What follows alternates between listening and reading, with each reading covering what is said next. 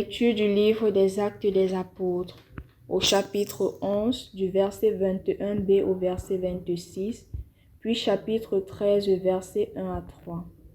En ces jours-là, à Antioche, un grand nombre de gens devinrent croyants et se tournèrent vers le Seigneur.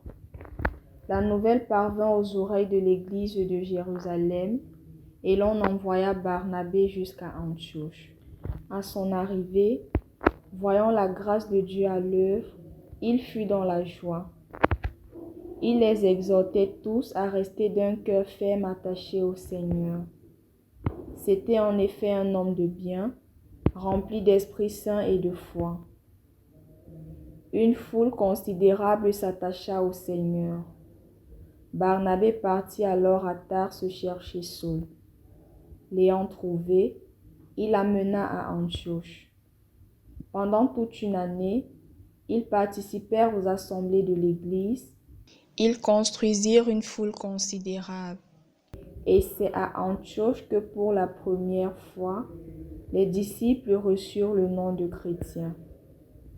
Or, il y avait dans l'Église qui était à Antioche des prophètes et des hommes chargés d'enseigner. Barnabé, Siméon appelé le Noir, Lucius de Cyrène, Manahen, compagnon d'enfance d'Hérode le tétrarque, et Saul.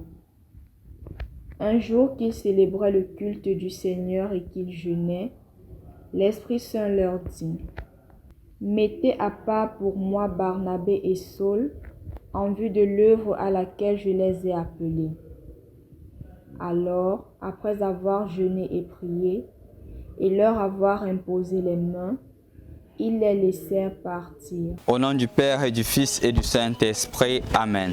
Bonjour chers frères et sœurs dans le Christ. Aujourd'hui, nous faisons mémoire de Saint Barnabé.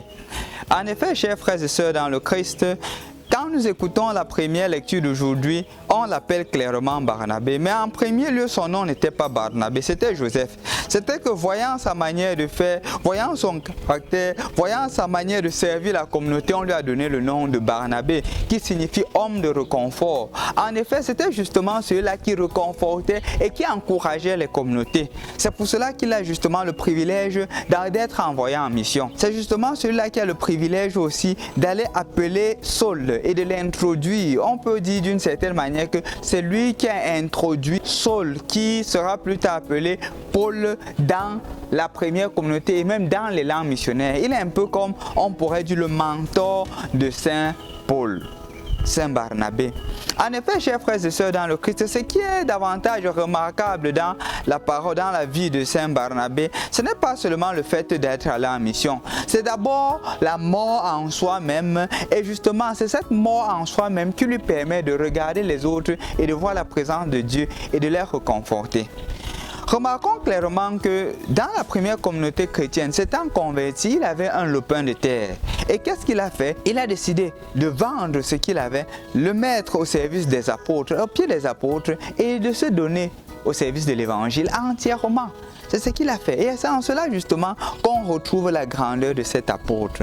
Grand parce qu'il sait que celui qui met sa confiance en Dieu ne sera jamais déçu. Grand parce qu'il sait que justement l'aspect matériel n'est pas essentiel. On doit toujours, malheureusement, on s'attache beaucoup aux choses matérielles. Et lui maintenant dit non, ce n'est pas ce qui est essentiel. Parce que ce qui est essentiel, c'est l'annonce du règne de Dieu. Ce qui est essentiel, c'est justement que le règne de Dieu soit donné. Ce qui est essentiel, c'est justement qu'ils vivent davantage une sainteté, mais une sainteté non pas une sainteté personnelle, mais une sainteté qui est contagieuse. Parce qu'il s'est laissé séduire par Dieu, il s'est dépossédé de lui-même, il est capable d'aller annoncer ce Jésus qu'il a séduit. Et ainsi, Seigneur, tu m'as séduit et je me suis laissé séduire. Tu m'as terrassé, tu m'as vaincu, tu as été le plus fort. Je me disais, je ne penserai plus à lui. C'était dans mon cœur comme un feu dévorant. Enfermé dans mes os, je n'ai pu me contenir. Et je me dis, malheur, malheur à moi, si je n'annonce la parole du Seigneur. C'est ce que Barnabé a dit de par sa vie. Et je crois aussi que c'est une invitation pour toi et pour moi, de pouvoir dire cela.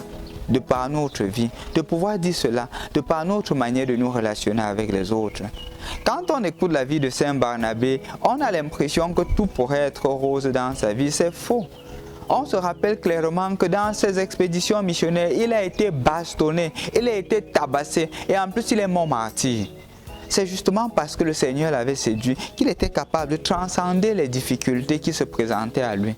Toi aussi, sois un autre Barnabé. Barnabé, premièrement, dans ta capacité de dépossession des biens matériels. Combien de fois, combien de familles parfois s'entretuent, frères du même sang, à cause des biens? Parfois, on se lève le couteau. On sort, on empoisonne les autres. À cause de quoi? À cause du bien matériel. Je crois qu'aujourd'hui, Barnabé devient pour toi un modèle justement de dépossession, un modèle de capacité de comprendre que ce qui est sur la terre, ce sont des choses éphémères. Et justement, nous ne sommes que des administrateurs, nous ne sommes pas des possesseurs, parce que demain, nous irons. Et cela va rester. Aujourd'hui, sois donc un Barnabé. Un Barnabé qui réconforte les autres. Un Barnabé qui est capable de se déposséder, d'apporter la joie de l'Esprit Saint à ses frères et à ses sœurs. Au nom du Père et du Fils et du Saint-Esprit. Amen.